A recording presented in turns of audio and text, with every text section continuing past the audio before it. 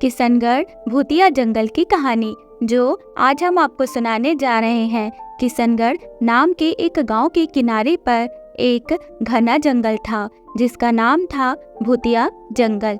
जंगल के अंदर का रास्ता इतना भयानक था कि सूरज की रोशनी भी वहां तक नहीं पहुंच पाती थी। गांव के लोग जंगल की कहानियों से डरते थे और जंगल की ओर जाने से बचते थे।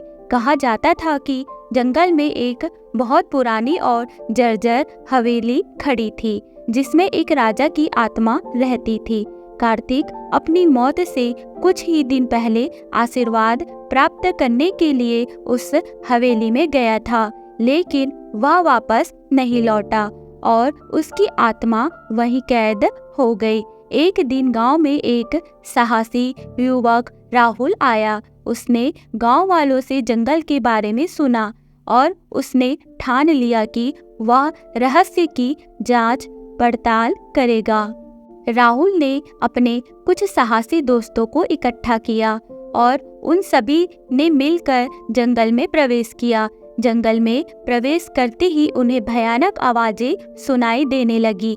पेड़ों के पत्ते सरसराने लगे और ठंडी हवा उनके कानों में फुसफुसाने लगी। राहुल और उसके दोस्तों ने हिम्मत जुटाई और आगे बढ़ते रहे। रात होते होते वे हवेली तक पहुंच गए। हवेली से एक अजीब सी रोशनी निकल रही थी।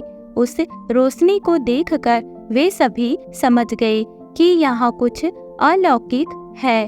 उन्होंने हवेली के अंदर कदम रखा और देखा कि हवेली के अंदर का दृश्य किसी रोशन महफिल की तरह था। हवेली के मध्य भाग में एक बड़ा हॉल था जहाँ राजा की आत्मा को शांति पाने के लिए पूजा की जाती थी।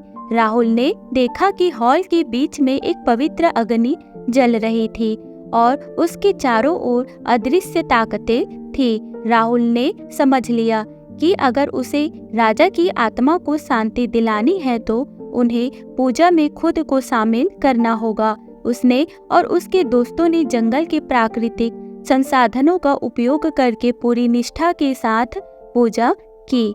पूजा पूरी होने पर राजा की आत्मा प्रकट हुई और उसने राहुल और उसके दोस्तों को आशीर्वाद दिया। राजा की आत्मा मुक्त हुई और जैसे ही वह ऊपर आकाश की ओर बढ़ी, पूरे जंगल में एक अजीब सी शांति छा गई। गांव वाले जब ये दृश्य देखने के लिए जंगल की ओर दौड़े तो वे हैरान रह गए। उन्होंने देखा कि जंगल का अंधेरा नर्म हो गया था और पत्तियों की सरसराहट मानो किसी सुखद संगीत में बदल गई थी।